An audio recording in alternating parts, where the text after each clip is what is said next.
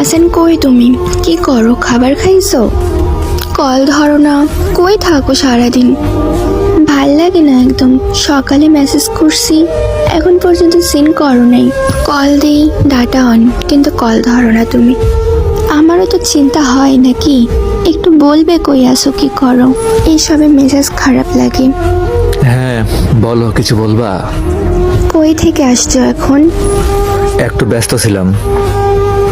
সারাদিন ব্যস্ত থাকো, একটু মেসেজ করে বললে কি ক্ষতি হয়? আচ্ছা সরি।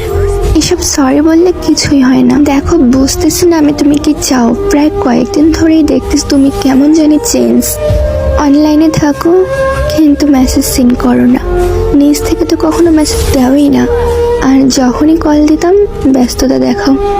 দেখো, এইভাবে আমি আর নিতে পারবো না। রিলেশনে আসার আগে তো পাগল করে দিতাম মেসেজ দিতে দিতে, সারাদিন কলেজের পাশে ঘুরঘুর করতে। এখন কেন এমন? আপনার বলা কি শেষ হয়েছে? কোনো সমস্যা? বললাম তো সরি। সরি হাসান, আমি এভাবে তোমার সাথে থাকতে পারবো না। তুমি জানো আমার তোমাকে ছাড়া থাকতে কষ্ট হয়। আর আমি এটা শিওর তুমি যে কোনো কারণে আমাকে ইগনোর করো। এমন হলে আমি আর তোমার সাথে রিলেশন রাখবো না। আপনারে মনে হয় আমি ধরে রাখছি। আপনারা তো বললাম সরি, তারপর